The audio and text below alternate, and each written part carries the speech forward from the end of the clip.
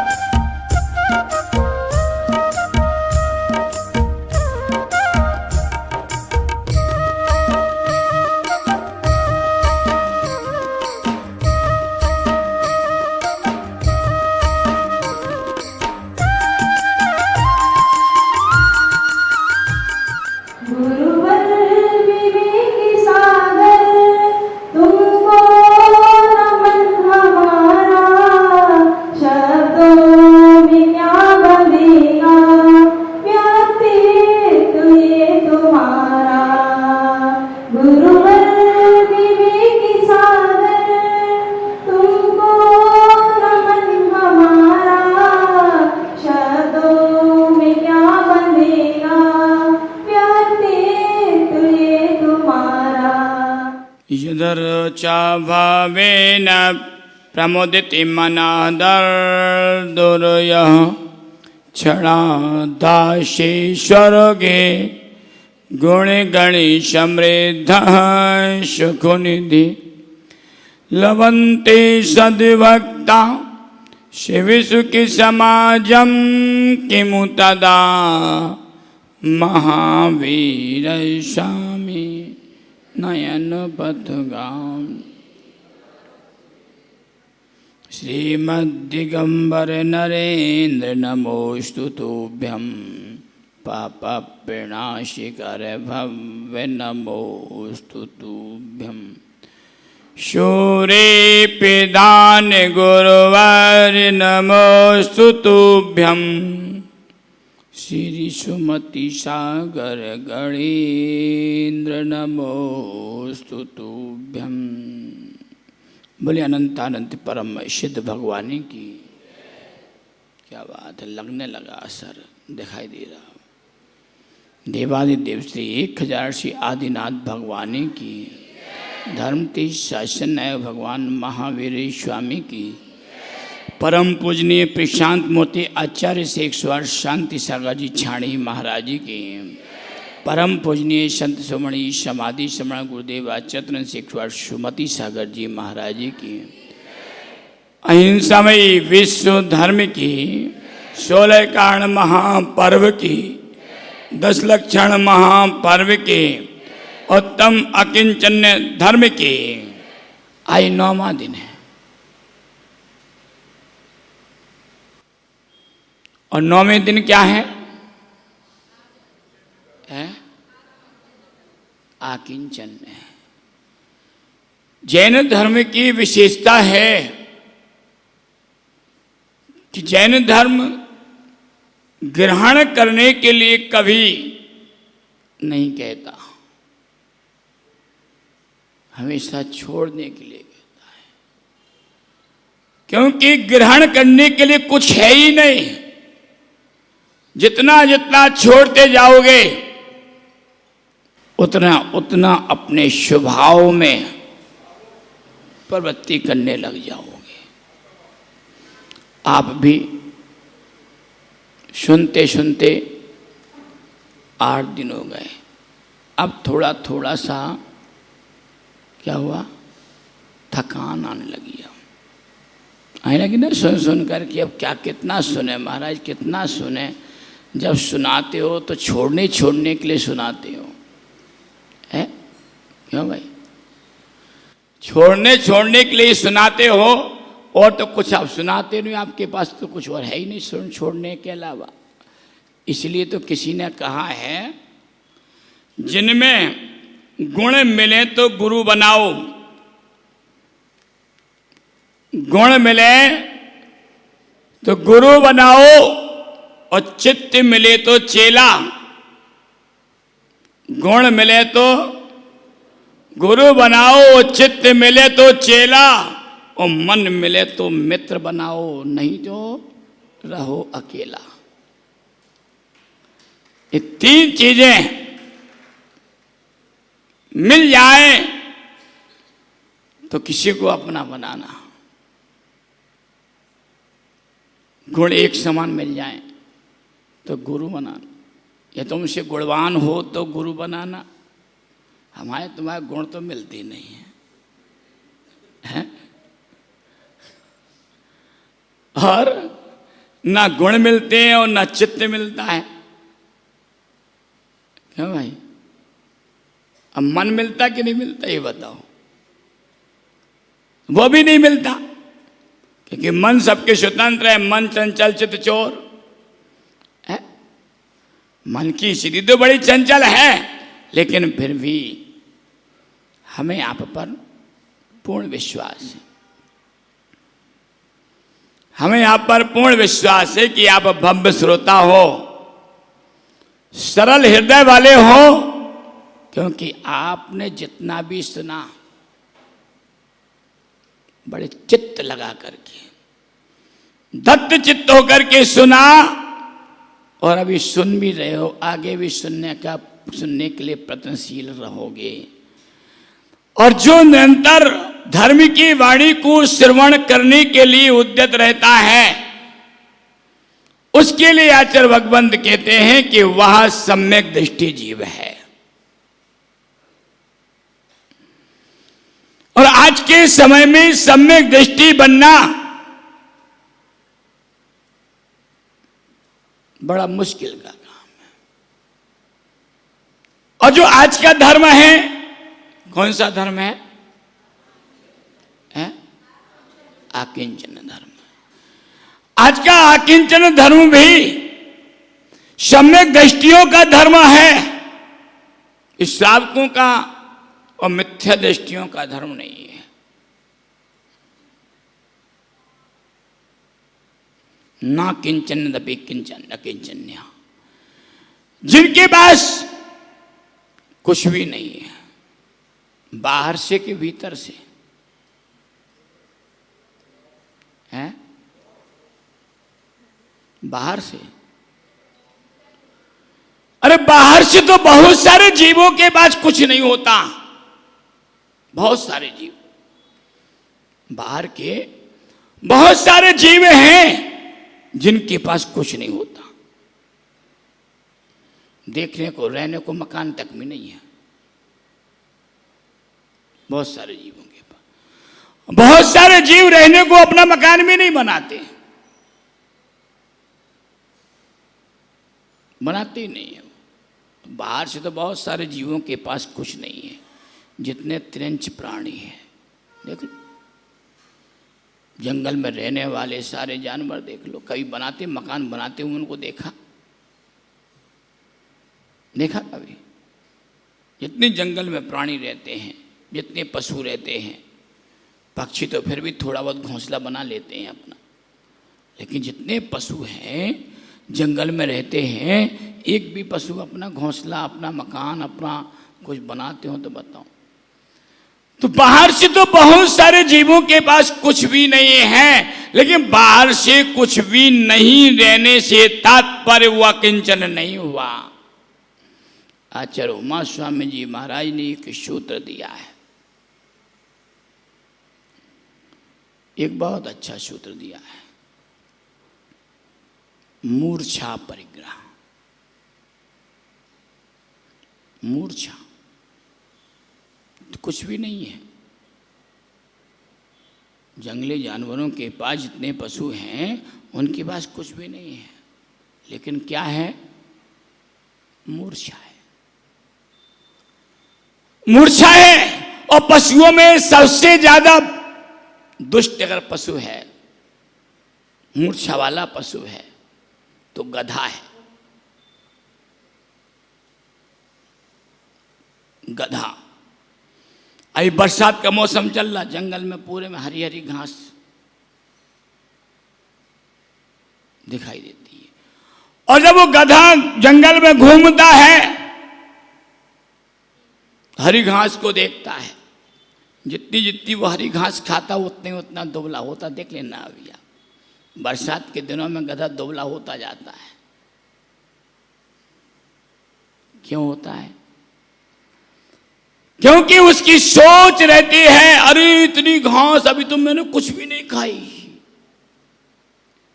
तो ये चिंता में वो परेशान रहता है। क्या? इसी चिंता में खा भी रहा है और देखता, रही इतनी सारी हरी घास है, अभी तो मैंने कुछ भी नहीं खाई। ये चिंता उस गधे को रहती है। उस चिंता के कारण से वो ये बरसात के दिनों में दुबला होता जाता है। और जैसे जैसे घास सूखती जाएगी, गधा मोटा होता जाता है, क्योंकि वहां उसकी सोच बदल जाती। अरे अब तो मैंने पूरी खा ली, बची नहीं अब तो मोटा होता जाता है। और आप अपने आप में सोच लो, आप लोगों को चिंता लग जाती है तो कौन सी बीमारी पैदा हो जाती है? डायबिटीज। शक्कर खाने से, मीठा खाने से कभी डायबिटीज नहीं होती। डॉक्टर ने भ्रम पैदा कर दिया आपके मन में कि मीठा मत खाओ, तुम गुड़ कितना भी खा लो, डायबिटीज बढ़ जाए तो गारंटी मेरी है। किससे? गुड़ खाने से। और भारतीय संस्कृति का जो मीठा है वो गुड़ है। गुड़ खाने से कभी डायबिटीज बढ़ेगी नहीं। कितनी भी आपकी हाई डायबिटीज हो, गुड़ कितना भी खा लो आप, लेकिन गुड़ खाने से कभी डायबिटीज नहीं बढ़ती। तो मीठा खाने से कभी डायबिटीज बढ़ती नहीं है। डायबिटीज बढ़ती है तो किससे? चिंता। चिंता, फिकर, मूर्छा से। जितनी ज्यादा पर पदार्थों में मूर्छा रहेगी,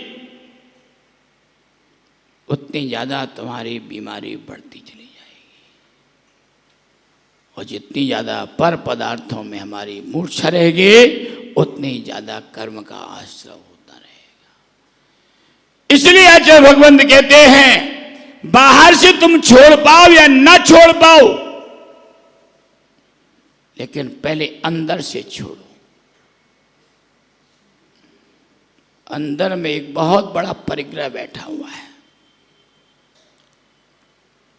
क्या बैठा है? अंदर में एक बहुत बड़ा परिग्रह बैठा हुआ है। और वो परिग्रह ऐसा परिग्रह है कि दिखता नहीं किसी को।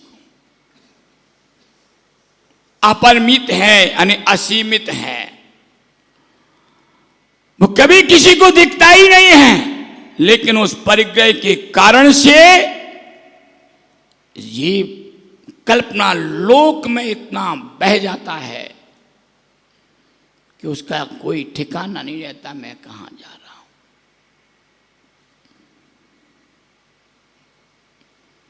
देखो बे अम्मा जी कितनी आराम से सो रही, से बिस्तर पर सो रही हुई हैं।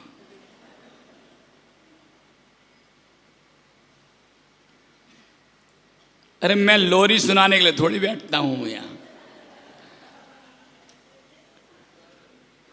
कि मैंने बोलना चालू किया और तुमने सोना चालू किया।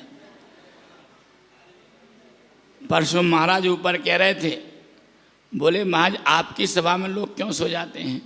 क्या आप लोगों को लोरी सुनाते हो क्या?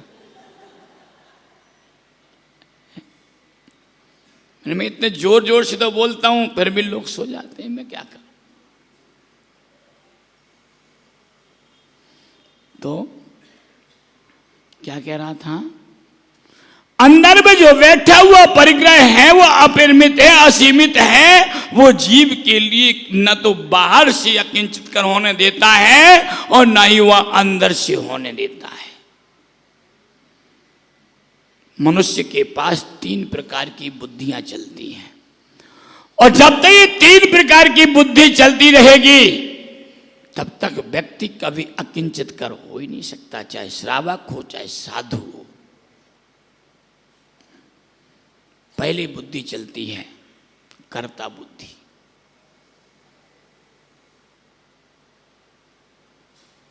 कौन सी? कर्ता बुद्धि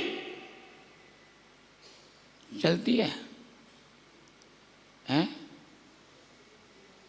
फिर चलती है ममत्व बुद्धि। क्या चलती है? फिर ममत्व बुद्धि चलती है, और तीसरी चलती है पर्याय बुद्धि। पर्याय बुद्धि।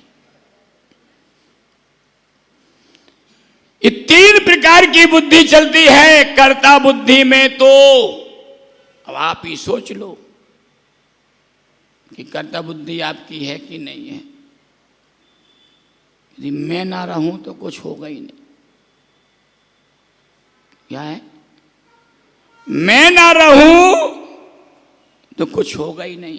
जो कुछ करने वाला हूं मैं करने वाला हूं। मकान बनाया तो मैंने बनाया, घर चला रहा हूं तो मैं चला रहा हूं, बच्चों के विवाह शादी संबंध किए तो मैंने किए हैं, मंदिर चला रहा हूं तो मैं चला रहा हूं, दान दे रहा हूं तो। इस सारी कर्ता बुद्धि है। लेकिन भूल जाओ,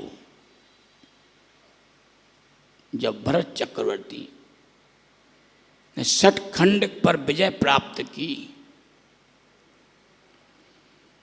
तो भरत चक्रवर्ती को भी अपने आप में अहंकार हो गया था कि मैं इस पूरी सृष्टि का कर्ता हूं, सम्राट हूं, जो करूंगा मैं करूंगा, मेरे अलावा कोई कुछ नहीं कर सकता। लेकिन ये नियम है शाश्वत कि जब चक्रवर्ती सतखंड पर विजय प्राप्त कर लेता है तो विश्वाचल पर्वत पर जाकर के वहां अपनी विजय यात्रा की प्रशस्ति में अपना नाम लिखना पड़ता है। जब वह विश्वाचल पर्वत पर पहुंचा और उसने चक्रवर्तियों की लिस्ट देखी कि इसके मुझसे पहले इतने चक्रवर्ती हो चुके, ओह, मुझे मेरा नाम लिखने के लिए जगह भी नहीं है। क्या सोच रहा? इस विजय प्रशस्ति पर मुझे अपना नाम लिखने के लिए जगह भी नहीं है। और मैं अभी क्या सोच रहा था? एक संपूर्ण सृष्टि का सम्राट मैं हूं। ओह, मुझसे पहले भी कितने चक्रवर्ती हो गए, लेकिन उन चक्रवर्तियों के साथ ये पृथ्वी तो उठ करके नहीं गई, राजपाट तो उठ करके नहीं गई। तभी उनके मन में विचार आता है, ये वसुधा काहू की ना भई। क्या? ये वसुधा काहू की ना भई। वहां भरत चक्रवर्ती का अहंकार चूर चूर हो गया। कर्ता बुद्धि वहां भरत चक्रवर्ती की समाप्त हो गई और अपने आप में परिवर्तित हो गया। ऐसे एक व्यक्ति अनोपड़ा जी आंखें बंद होने लगी। अब मेरी समझ में नहीं आ रही परमानेंट हो रही कि कुछ समय के लिए हो रही हैं।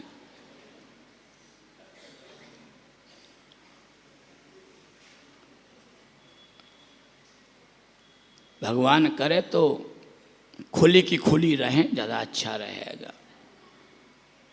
खुली आँखों से स्वर्ग दिखाई देता है और मोक्ष दिखाई देता है। देख लो अम्मा ऊंची गर्दन करके आराम से, अभी हरी साड़ी वाली अम्मा देख रहे हैं, ऊपर दिख रहा कि दिख रहा स्वर्ग। प्रैक्टिकल करने लगे अभी। खुली आँखों से स्वर्ग और मोक्ष दिखाई देता है, बंद आंखों से अपनी आत्मा दिखाई देती है। अब का देखने से देख लो।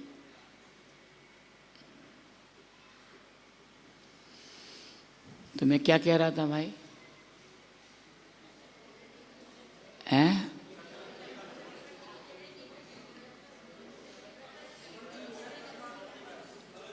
भरत चक्रवर्ती में परिवर्तन आ गया कि अरे ये पृथ्वी तो मेरी भी नहीं हुई होगी। जब इतने चक्रवर्तियों की नहीं हुई तो मेरी भी होने वाली नहीं है। मैं किसके लिए अहंकार कर रहा था? ये तो मेरा नियोग था, संयोग था कि इस पृथ्वी का मुझे सम्राट बनना पड़ा, 6 खंड को पर विजय प्राप्त करना पड़े। ये तो मेरा संयोग था।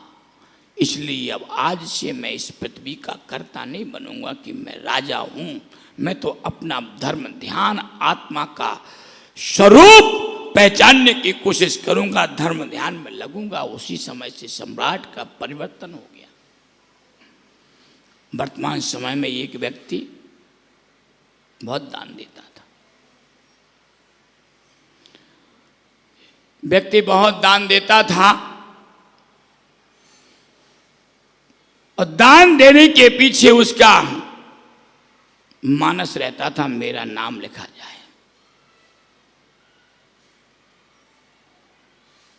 उसका क्या रहता था? मानस रहता था कि मेरा नाम लिखा जाए। एक बार उस व्यक्ति ने एक धर्मशाला बनवाई, अच्छी सुंदर एयर कंडीशन।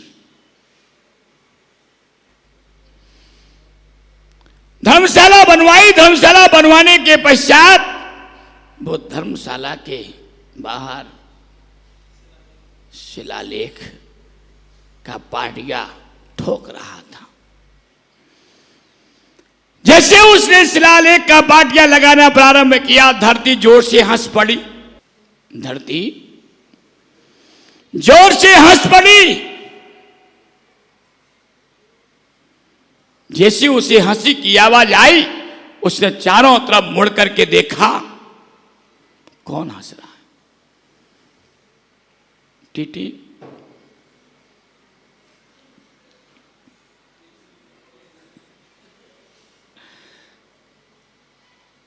लेकिन उसे कोई भी हंसता हुआ वहां दिखाई नहीं दिया। हंसी बंद हो गई। फिर वो अपने काम में लग गया। फिर उसे जोर से हंसता हुआ फिर आवाज सुनाई दी। फिर उसने चारों तरफ मुड़ करके देखा, लेकिन कोई दिखाई नहीं। फिर वो अपने काम में लग गया। फिर धरती ने हंसना प्रारंभ किया। फिर उसने देखा, बोले बार बार हंसने की आवाज तो आती है, लेकिन हंसता हुआ तो कोई दिखाई देता ही नहीं है। अब के बाद जल्दी काम निपटाओ, पता नहीं कोई भूत प्रेत आ गया हो तो।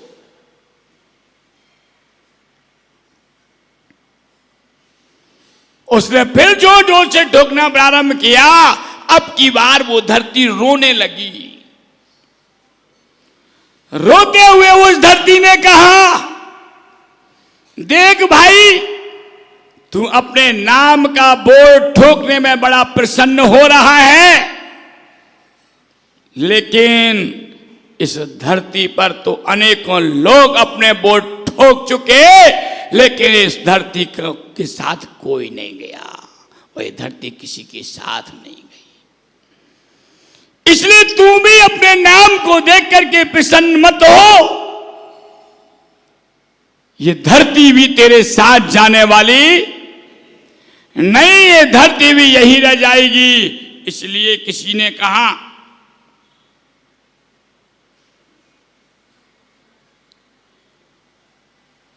दुनिया का एतबार करें तो भी क्या करें, दुनिया का एतबार करें तो भी क्या करें, आंसू तो अपनी आंख का अपना नहीं हुआ। क्या भाई,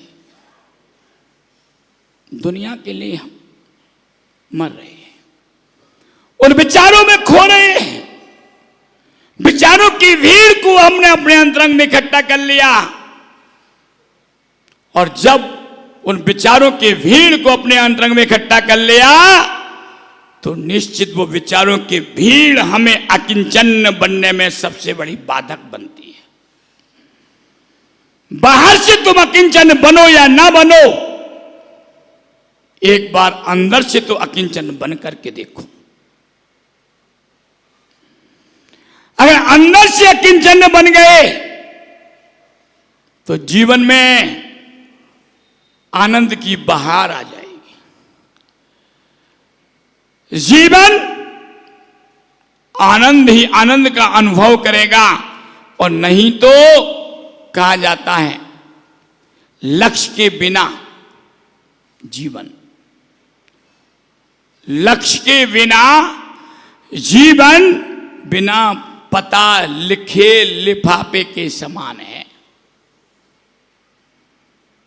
लक्ष्य के बिना जीवन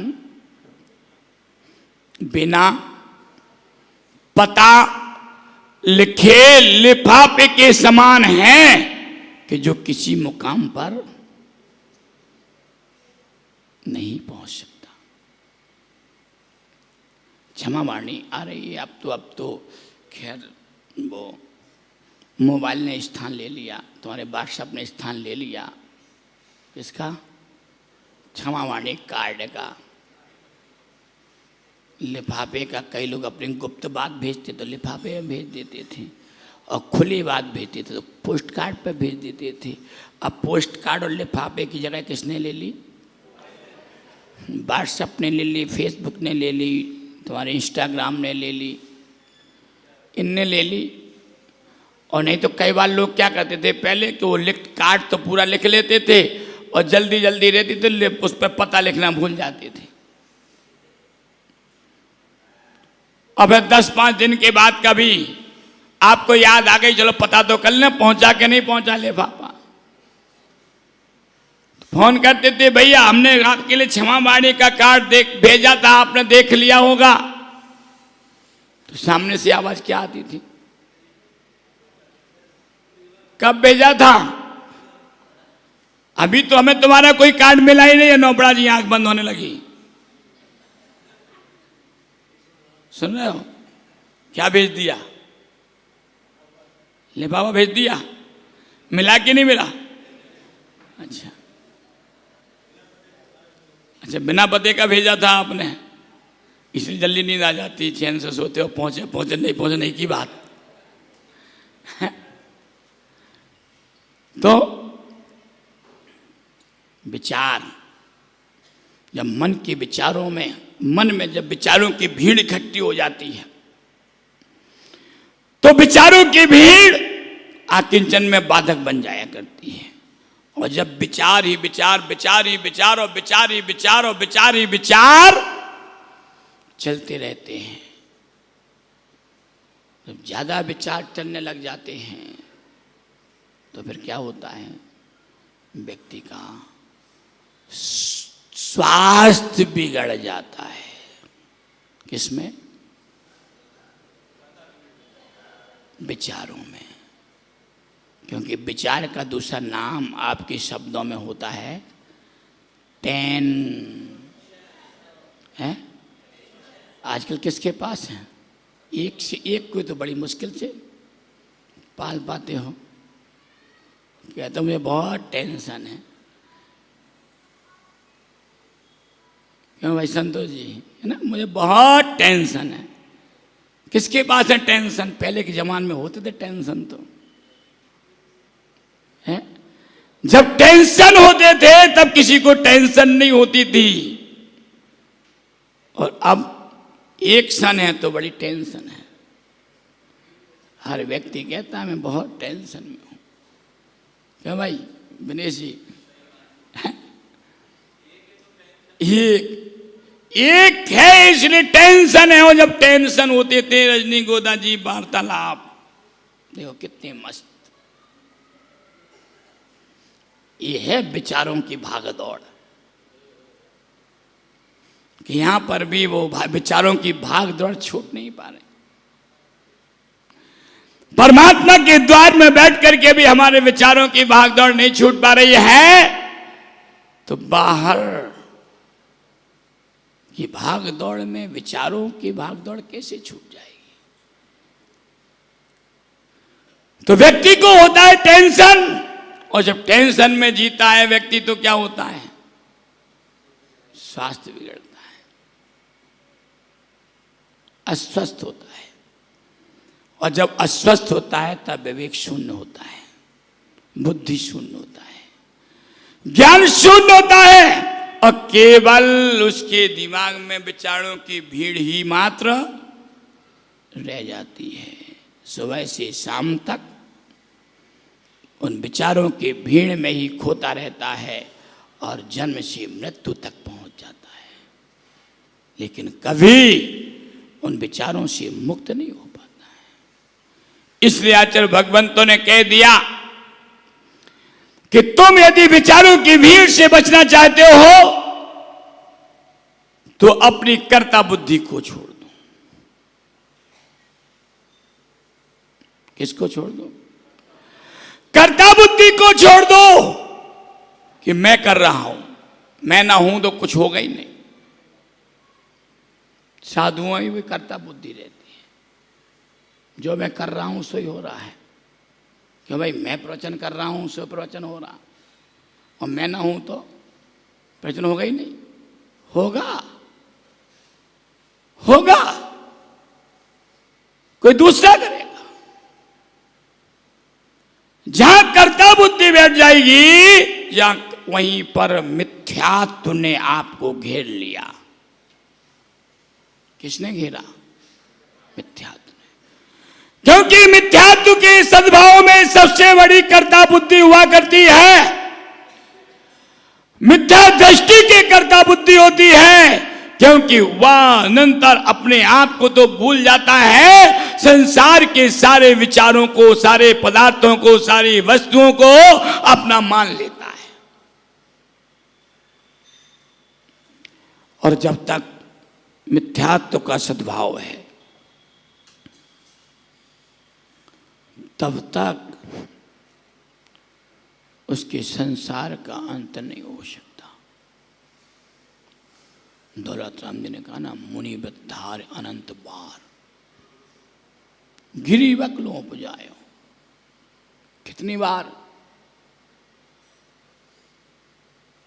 मुनि व्रत को धारण करके, कितनी बार? अनंत बार। 9वें ग्रेवक तक ये जीव हो आया, फिर भी कहां भटक रहा है?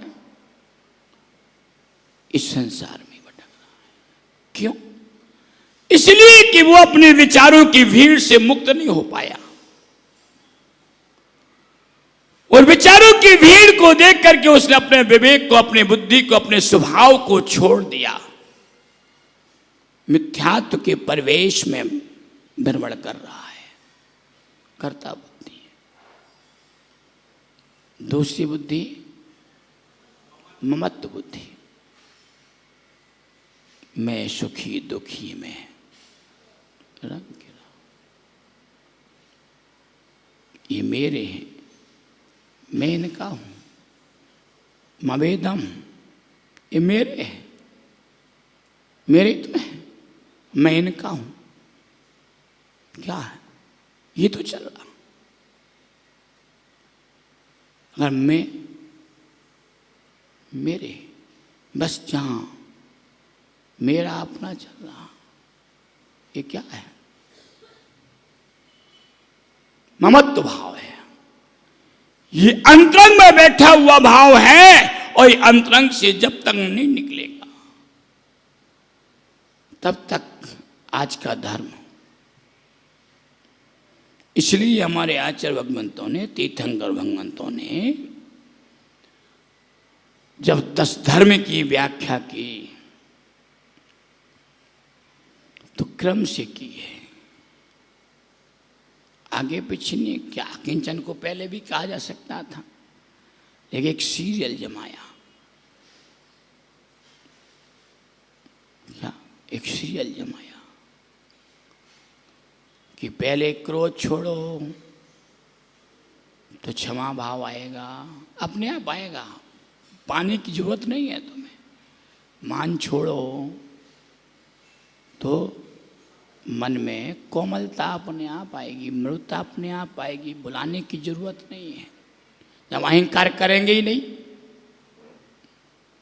तो कहाँ से हमारे लिए जो है हमारा कोमलता दूर रह जाएगी, बिल्कुल नहीं रह सकती। मायाचारी छोड़ो तो सरलता अपने आप आ जाएगी। लोभ छोड़ो तो संतोष अपने आप आ जाएगा। तुम नहीं, ये तो अपने आप को मान लो कि मैं आ गया महाराज। हृदय में संतोष अपने आप आ जाएगा। झूठ को छोड़ दो तो क्या आ जाएगा?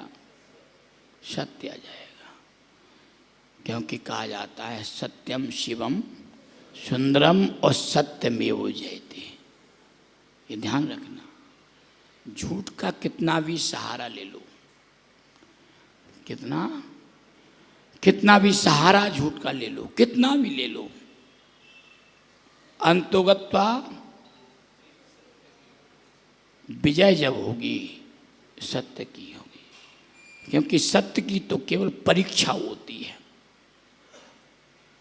सत्य की परीक्षा होती है, और सत्य हमेशा परीक्षा में पास होता है। कहावत है ना, देर होगी पर अंधेर नहीं होगा। ये स्वभाव है। किसी वास्तविक वस्तु के स्वरूप को पाने के लिए देर तो हो सकती है पर अंधेर नहीं होगा। तो असत्य जाएगा तो सत्य प्रकट होगा।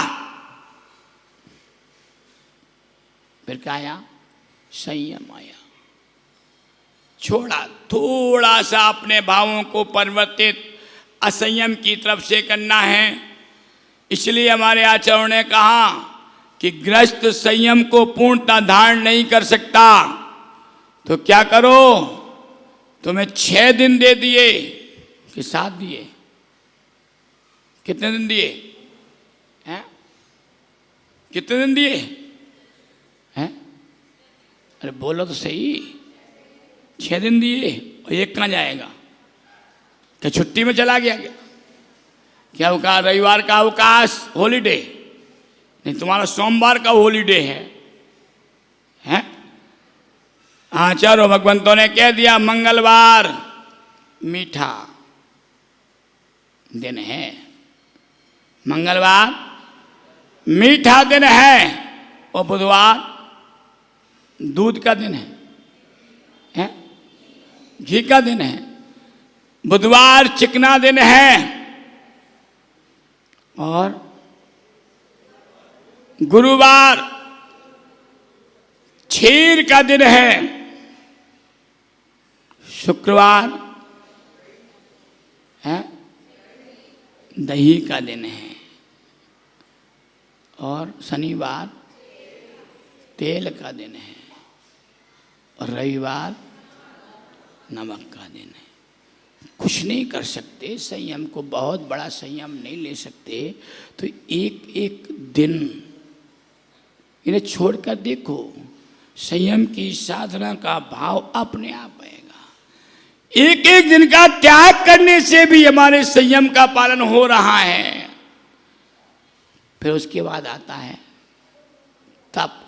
संयम के बाद तप दिया कि जब तुम एक एक दिन छोड़ोगे तो संयम धीरे धीरे तुम्हारा फिर आएगा एक गिलास कम खाऊं आज में, एक रोटी कम खाऊं आज में, तब का दिन आ जाएगा।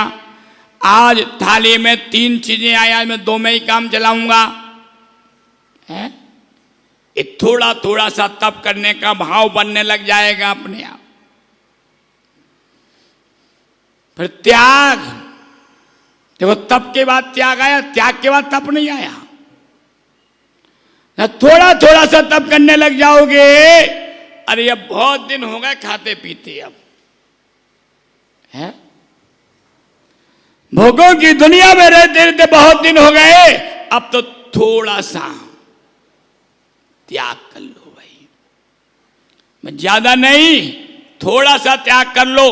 और वैसे भी हर व्यक्ति को इतना त्याग तो प्रतिदिन करना चाहिए। मैं बताऊं, करोगे त्याग? बोलो, बताऊं, करोगे त्याग? जिस समय भोजन कर चुको,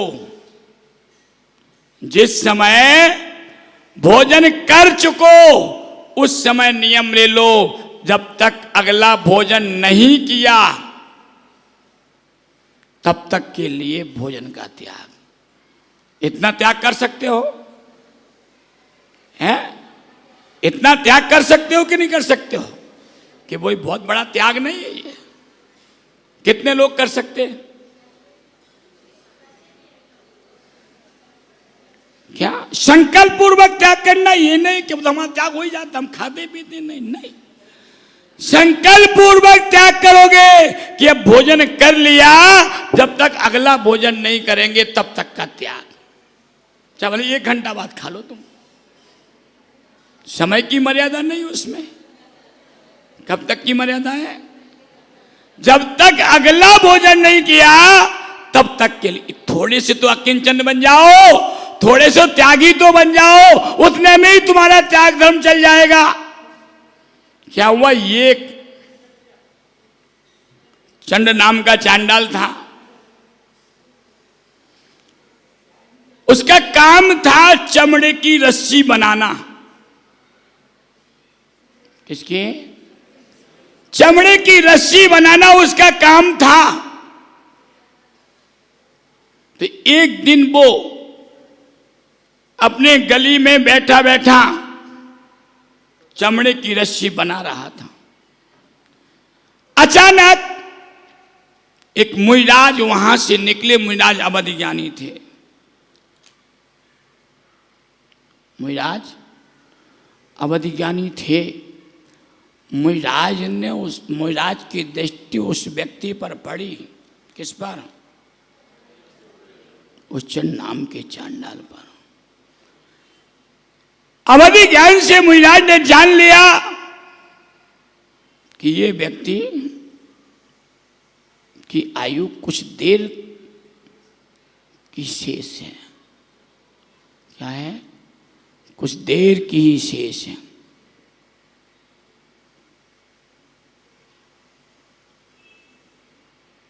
मुइराज को उस पर दया आ गई। दया आने के पश्चात मुइराज ने उस व्यक्ति से कहा, देख भाई, तू मांस खाता है? उसने कहा, खाता हूं। तो इसलिए जिनमें अकेले चलने के हौसले होते हैं, तो हौसला तो वही बना पाएगा जो अंदर से अकिंचन होगा। जब तक अंदर से अकिंचन नहीं होगा तब तक आत्मशक्ति का बोध उसे हो नहीं सकता। और व्यक्ति के अहंकार में गिर जाते हैं। इसलिए संपूर्ण परिग्रह का त्याग ही अकिंचन्य धर्म है। लेकिन अंदर का संपूर्ण परिग्रह छोड़ दो। छोड़ सकते हो? छोड़ सकते हो? बड़ा मुश्किल का काम है। ध्यान रखना, बाहर का तो कपड़ा छोड़ दोगे, बाहर का कपड़ा छोड़ दोगे, अभी हमारे कहने से छोड़ दोगे, किसी दूसरे के कहने से छोड़ दोगे, लेकिन अंदर का जो कपड़ा है, वो अंदर का कपड़ा छोड़ना बड़ा मुश्किल का काम है। अंदर से अकिंचन होना बड़ा मुश्किल का काम है, क्योंकि अंदर का सबसे बड़ा परिग्रह है मिथ्यात्व। अंतरंग के 14 परिग्रह होते हैं ना, पूजन में पढ़ा होगा। परिग्रह 24 भेद त्याग करें मुनिराज जी। मुनिराज को त्याग करने के लिए कहा, छोड़ो महाराज, तुम ही छोड़ो, ये तो छोड़ नहीं पाएंगे। क्यों भाई निर्मल जी? है सबसे बड़ा अंतरंग में 14 परिग्रहों में पहला परिग्रह है मिथ्यात्व। अगर मिथ्यात्व छूट गया तो सब छूट गया। मूर्छा छूट गई तो सब छूट गया। मूर्छा छोड़ना तो बड़ा मुश्किल का काम। मूर्छा ममत्व भाव, एक पर्याय बुद्धि, ये मेरी है, पुस्तक है ये मेरी, ये मकान मेरा है। एक व्यक्ति, एक सेठ जी थे, पुष्पेंद्र जी सेठ जी थे। सेठ जी ने एक नया मकान बनवाया। राजेंद्र चौधरी का मन नहीं लग रहा, सोनी का, राजेंद्र सोनी का मन नहीं लग रहा है। वो बार बार बाहर की तरफ देख रहे, मौका देख रहे कि चौका देख रहे।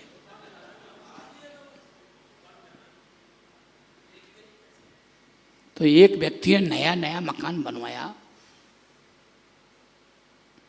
और नया नया मकान बनवाने के पश्चात जो भी व्यक्ति आता उसको वो दिखाते, देखो मैंने नया मकान बनवाया, इसमें कोई कमी हो तो बताओ, इसको तोड़ करके पुनः नया बनवा देंगे। ऐसे हमारे सेठी जैसे व्यक्ति के लिए एक व्यक्ति, वो सेठ जी दिखा रहे थे मकान। इतने में एक मुनिराज निकले, और मुनिराज ने भी सेठ जी की तरफ देखा और मुस्कुरा दी। सेठ जी की नज़र पड़ गई मुनिराज पर। कह रहे मुनि महाराज मुस्कुरा के निकल गए, बात क्या है? कोई बात नहीं। दूसरे दिन सेठ जी